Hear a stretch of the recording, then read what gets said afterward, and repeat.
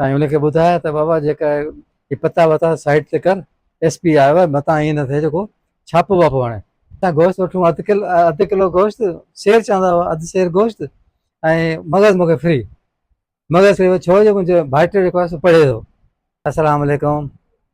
ऐं आबिद शाह, वरी पुराणी हिकिड़ी ॻाल्हि यादि अची वई, मुंहिंजी बि तव्हांखे ॿुधाए छॾियां।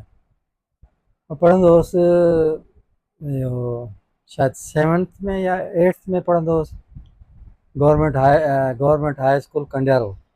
हुन टाइम डिस्ट्रिक्ट नवाब शाह हूंदो हो। बाबा मोर बाबा पुलिस में हो, कंडियारे थाणे ते ड्यूटी हुई।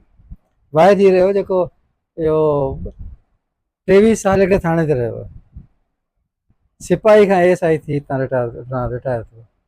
साईं इहा रेपुटेशन ठाही हुई त का बि चोरी थिए, ओॾी महिल चोरी ढगा चोरी थी, बकरी चोरी थी, इहे केस हूंदा हुआ। हाणे से चोरी थिए त वरी ईंदो भाॻियो, चई साईं मुंहिंजी चोरी थी वई आहे। पोइ बाबा चवंदो आहे फलाणे खे मोकिल न मूं ॾे, पोइ ॻाल्हायूं था सां।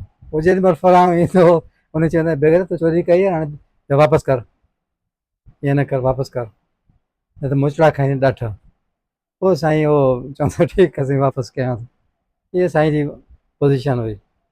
हुते हिकिड़ो कंडियारे में रेस नबन ख़ान घांगरो हूंदो हो, नबन घांगरो। उनजो ॻोठ त पासे में हो कंडियारे जे, पर शहर में हुनजी औताक हुई। हाणे हुन टाइम ते SP हूंदो हो नवाब शाह जो मार्टिन डिसोज़ा, DC हूंदो हो बशारत रसूल। नबन जेको आहे सो उनजी औताक ते पते रांदि कंदा हुआ माण्हू। हाणे डिसोज़ा खे अलाए कंहिं इंफॉर्मेशन ॾिनी, छा थियो छा न। मार्टिन डिसोज़ा पहुची वियो SP साहब थाणे ते, अची कंहिंखे ॿुधाई न, अची वियो रेस्ट हाउस में।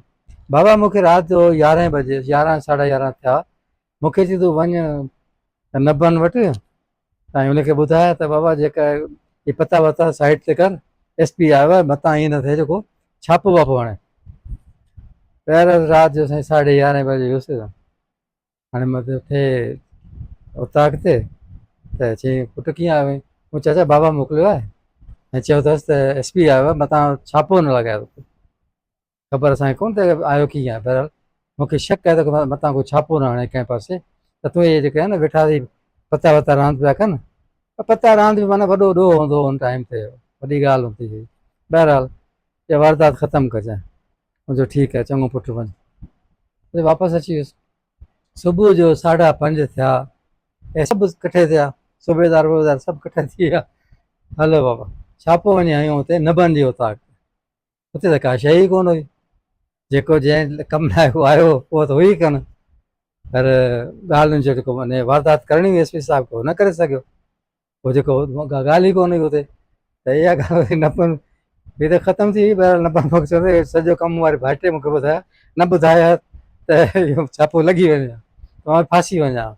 उन टाइम ते इहे दोस्ती बि हुयूं, दोस्त हुआ ऐं हिक ॿिए जो एहसासु कंदा हुआ, ख़्यालु कंदा हुआ। हाणे हुते कंडियारे में हिकिड़ो हूंदो अब्दुल्ला कासाई, हाणे असां गोश्त वठूं अधु किलो गोश्त, शेर चवंदा हुआ, अधु शेर गोश्त ऐं मगज़ मूंखे फ्री। मगज़ फ्री छो जो मुंहिंजो भाइटो जेको आहे सो पढ़े थो। उहे माण्हू ख़तमु थी विया, माण्हू ई कोन्हनि, उहा सोच ई कोन्हे हिन टाइम ते। ॻाल्हि करण जो मक़सदु इहा आहे त पहिरियों जेको टाइम हो सो घणो कुझु सही हो ऐं हिक ॿिए जो एहसासु बि हूंदो हो, ख़्यालु कंदा हुआ ऐं दोस्ती निभाईंदा हुआ। त इहे माण्हू हाणे कोन्हनि, घटि थी विया। जेकॾहिं आहिनि बि त के 1000 में 1 हूंदो।